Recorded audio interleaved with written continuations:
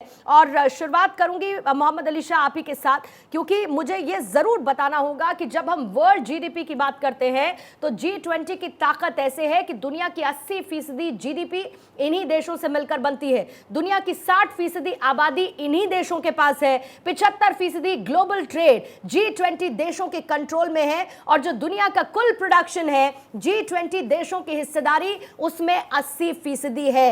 और ये मैंने इसीलिए कहा कि इन तमाम देशों के राष्ट्राध्यक्ष पहुंच रहे हैं भारत और G20 की मेजबानी कर रहा है भारत। अपने आप में भारत के लिए यह कितना बड़ा लम्हा, कितना बड़ा पल और वैश्विक स्तर पर स्टैब्लिश करने के लिए भारत के लिए कितनी बड़ी ताकत। शुक्रिया पूर्णिमा जी, ये बड़ा अच्छा सवाल है आपका। देखिए, पॉपुलेशन वाइज, जनसंख्या वाइज 60%, जीडीपी 80% दुनिया की, तो मैक्सिमम बचा क्या रह गया?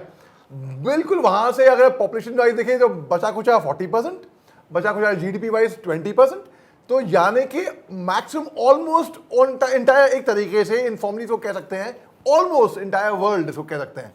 अब आप देखिए मैक्सिमम जितने ग्लोबल लीडर्स हैं, हेड ऑफ स्टेट्स हैं, इतने बड़े बड़े पावरफुल कंट्रीज के इतने बड़े दिग्गज लोग यहाँ पे हिंदुस्तान में मौजूद होंगे और हम लीड कर रहे हैं, हम उसकी प्रेसिडेंसी ले रहे हैं। ये बहुत बड़ी बात है और ये पूरे विश्व में सबकी नजरें गड़ी हुई हैं हिंदुस्तान के ऊपर के अभी क्या होने वाला है। Hindustan is showing the way, Hindustan lead कर रही है। जहाँ पे हिंदुस्तान चंद्रमा पे पहुंच गई, हिंदुस्तान 16 L1 मिशन पे कर रही है, यूनिवर्सल मिशन कर रही है, वहीं पे आप देखिए हिंदुस्तान लीड कर रही है। इट्स शोइंग द वे हर कोई, तो ये बहुत बड़ी बात है। और जो इज्जत हिंदुस्तानी के लिए है विश्व भर में, एक जमाना था जब कहते थे इंडियन, अब are you Indian, excuse me sir. आप देखिए कितना फर्क पड़ गया है। अब लोगों का एक परसेप्शन हमारे बारे में दुनिया में बहुत चेंज हुआ है। तो जी हाँ, इसको मैं बहुत game of perception Mohammad Ali Shah, क्योंकि होता क्या है कि जब लोगों का आपको देखने का नजरिया बदल जाता है तो आपकी इंपॉर्टेंस, आपकी महत्ता बदल जाती है और जब आपकी बदलती है तो आपको पता चलता है कि आपका देश कहां पर खड़ा हुआ है। यूके देवनाथ सर, देखिए जिस तरीके से अर्थव्यवस्था तेजी के साथ भारत की बढ़ती हुई नजर आ रही है। प्रधानमंत्री तीसरी बड़ी इकोनॉमी की बात करते हैं कि हम बन जाएंगे और 5वीं सबसे बड़ी अर्थव्यवस्था हम बन चुके हैं। ऐसे में आपको लगता है कि जब G20 के तमाम राष्ट्राध्यक्ष मौजूद होंगे, निवेश के लिहाज से भी, हालांकि देखिए बहुत सारी चीजें, लेकिन मैं पर्सपेक्टिव इन्वेस्टमेंट के लिहाज से समझना चाहूंगी, निवेश के लिहाज से कितना बड़ा मौका भारत के पास है और दूसरा एक स्टार्टअप इकोसिस्टम को एस्टैब्लिश किया जाए, उसके लिए कितना महत्वपूर्ण G20 का ये मंच? पूर्णिमा, जहां तक भारत और G20 की बात है, निवेश के लिहाज से दुनिया के सब देशों को मालूम है, जितने भी व्यापारी हैं, जितने एंटरप्रेन्योर्स हैं, जितने इन्वेस्टर्स हैं, फाइनेंशियल इंस्टीट्यूट्स हैं, सब ने ये डिक्लेयर कर दिया है प्रैक्टिकली भारत की रेटिंग हर जगह पर A++, AAA+ आ रही है। यानी दुनिया के जितने इन्वेस्टर्स हैं उन्हें मालूम है कि अगर उन्होंने भारत में पैसा लगाया तो उनका पैसा बहुत द्रुत गति से बढ़ेगा।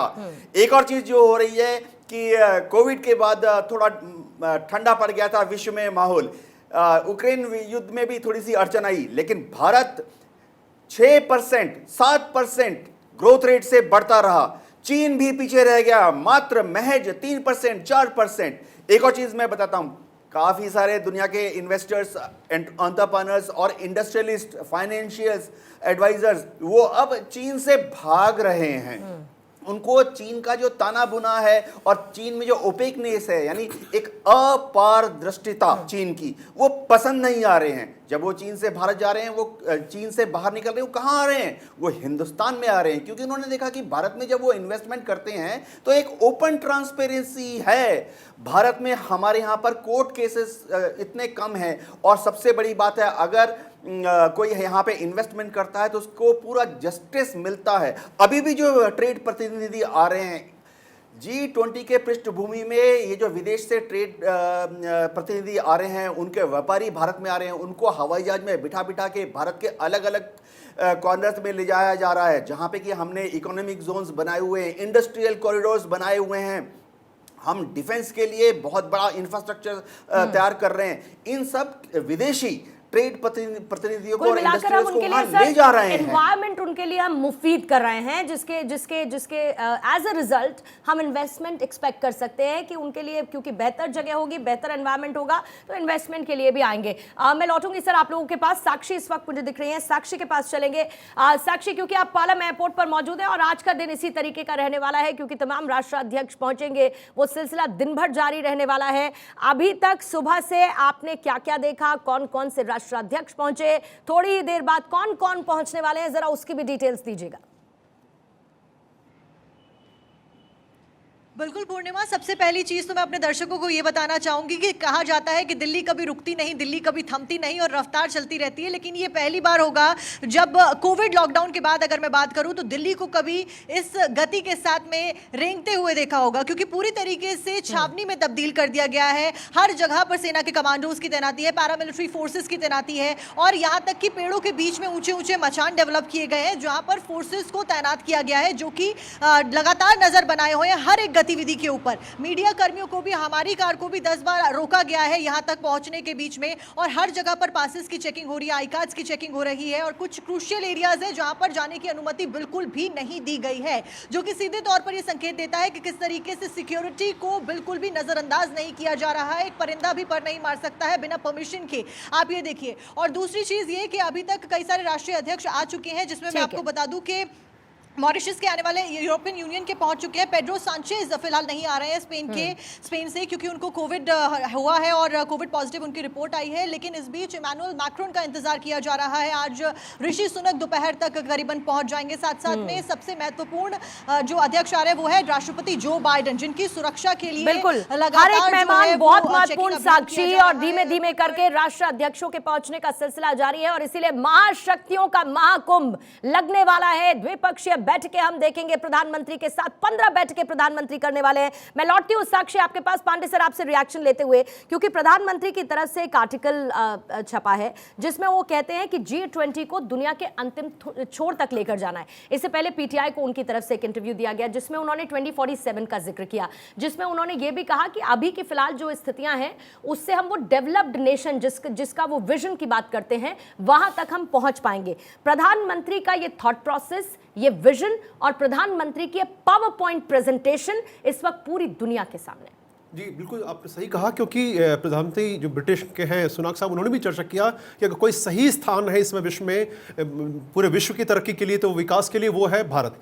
और जहाँ तक आप बात कर रहे हैं कि किस प्रकार से चीज़ें आगे बढ़ेंगी, तो प्रधानमंत्री ने अपने जो लेख जो कि बहुत प्रचलित लेख है और लगभग सभी समाचार पत्रों में पढ़ा आया है, उन्होंने कहा कि जो हमारी ग्रोथ है या हम जो आगे बढ़ने का प्रयास कर रहे हैं वो जीडीपी सेंट्रिक न होकर ह्यूमन सेंट्रिक होना चाहिए। यानी कि आप इकोनॉमिक्स में देखिए लेकिन ह्यूमन वैल्यूज़ हैं उनको मत आप नकारिए। और दूसरी बात जो कही कि जो अंडर डेवलप कंट्रीज़ हैं उनको मंच दीजिए, बोलने दीजिए, उनकी जो रिक्वायरमेंट्स हैं उनको जो है एड्रेस करिए। तीसरी बात जो उस लेख में जाहिर की गई है कि जो हमारी एनर्जी ऊर्जा की समस्याएं हैं उनके हल के लिए सबको आगे बढ़ना पड़ेगा। लोग जो है सफाई देते हैं कि हम इसमें दोषी नहीं, हमारा जो है पर्टिकुलर मापदंड दिया गया उसके कम हमारी एनर्जी कार्बन इमिशन हो रहे हैं और हम उसको साथ संभाल लेंगे। लेकिन सच्चाई कुछ और है। ग्राउंड पे जो रिपोर्ट आ रही है क्लाइमेट चेंज के बारे में वो उतनी जो है उत्साहवर्धक नहीं है जितनी होनी चाहिए। तो इन सभी मामलों पर उन्होंने फोकस करने की कोशिश किया है। और जिस प्रकार से जो ओपन फ्यूचर अलायंस की बात हो रही है, साथ में जो ग्लोबल बायोफ्यूल अलायंस की भी चर्चा हो रही है, जिसमें साथ में उसके इंडोनेशिया, ब्राजील फाउंडर मेंबर्स हैं और 12 देशों ने इसमें सहमति जाहिर की है कि वो ग्लोबल बायोफ्यूल अलायंस में हिस्सा बना चाहेंगे। मेंशन पांडे सर कि अच्छी बात क्या है कि अब जब भारत कुछ कहता है तो बाकी देश भारत के साथ खड़े होते हैं, उसमें अपनी सहमति जताते हैं। ये वही परसेप्शन है जिसकी बात अब से थोड़ी देर पहले शाह सर कह रहे थे। लेकिन शुक्ला सर, इसी बीच में प्रधानमंत्री के इसी लेख का मैं जिक्र, क्योंकि कुछ चीजों का तो पांडे सर ने जिक्र किया, लेकिन जब वो ये भी कहते हैं कि हम लोग पूरी की पूरी दुनिया एक दूसरे के साथ जुड़ी हुई है और इसका मतलब यह है कि अलग अलग क्षेत्रों में हम चैलेंजेस देखें तो वो भी हम सबके एक साथ जुड़े हुए हैं। एसडीजी के मोर्चे पर कहते हैं प्रधानमंत्री कि G20 2023 का एक्शन प्लान भविष्य की जो दिशा है उसको निर्धारित करने वाला है। इसको आप किस तरीके से देखते हैं? और इसमें प्रधानमंत्री ने अपने लेख में ग्लोबल साउथ का भी जिक्र किया है, क्लाइमेट को लेकर जो चैलेंजेस आ रहे हैं उनका भी वो जिक्र करते हैं, यानी कि सारी दुनिया के चैलेंजेस एक साथ, लेकिन सोल्यूशन क्या है? हम सबकी एकता, हम सबका एक साथ आगे बढ़ना। देखिए, मुझे लग रहा है कि प्रधानमंत्री ने अपनी जो बात अपने लेख के माध्यम से की है, उसमें ज़्यादातर मामला ये है कि जो विकास का नया मॉडल भारत दे रहा है पूरे वर्ल्ड को, वो प्रस्तुत करने की कोशिश की है, जिसमें वो जीडीपी सेंट्रिक से दूर हटने की बात कर रहे हैं, जिसमें वो फॉसिल फ्यूल से दूर हटने की बात कर रहे हैं, जिसमें वो इनफैक्ट यूएन सिक्योरिटी काउंसिल पर भी चर्चा करते हैं। और उसके लिए उन्होंने, ऐसा नहीं है कि सिर्फ बात की है, इसके लिए उन्होंने इनिशिएटिव पहले से ही शुरू कर दिए हैं। जैसे हाइड्रोजन फ्यूल की बात कर रहे हैं, उन्होंने इंटरनेशनल सोलर अलायंस पहले ही इटली के उस सहयोग से शुरू कर दिया है, और ये कहा जा रहा है कि हम फॉसिल फ्यूल को रिप्लेस करेंगे, और उसका उन्होंने टारगेट दे दिया है। ज़्यादातर जगहों पर उसको इम्प्लीमेंट किया जा रहा है। कम से कम भारत में एक बड़े स्तर पर जितने भी PSUs हैं, कम से जो ये एनर्जी PSUs हैं, वो उस दिशा में काम कर रहे हैं। तो जो बात प्रधानमंत्री ने अपने लेख में कही है, देखिए GDP सेंट्रिक ग्रोथ, इसके बारे में इंडिया में एक एकेडमिक डिबेट चलता है कि ये वेस्टर्न कॉन्सेप्ट है और ये सूटेबल नहीं है इंडियन इकॉनमी के हिसाब से, और न केवल इंडियन इकॉनमी बल्कि ग्लोबली भी ये सूटेबल नहीं है। इसका अपना एक दूसरा डिफरेंट मॉडल है जो यूनिवर्सल वेलफेयर, यूनिवर्सल गुड की बात नहीं करता है, और इसी कारण And more than that, sir, we are collectively looking at the problems, but we are collectively looking for the solutions, where India is taking a lead, and I must say that, क्योंकि जिस तरीके की बात प्रधानमंत्री करते हैं, उसमें हम solutions आधारित ज्यादा बात करते हैं, और उस पर न सिर्फ बात करते हैं बल्कि एक्शन नजर आता है। देखिए, वर्ल्ड बैंक ने भी मोदी द्वारा किए गए कार्यों की सराहना कर दी है। DPI का भारत पर परिवर्तनकारी प्रभाव पड़ा है, ये वर्ल्ड बैंक इस वक्त कहता हुआ नजर आ रहा है, और यही वो उपलब्धियां हैं जिनको हमें 1 by 1 काउंट करके भारत की पोजीशनिंग के हिसाब से चलना होगा।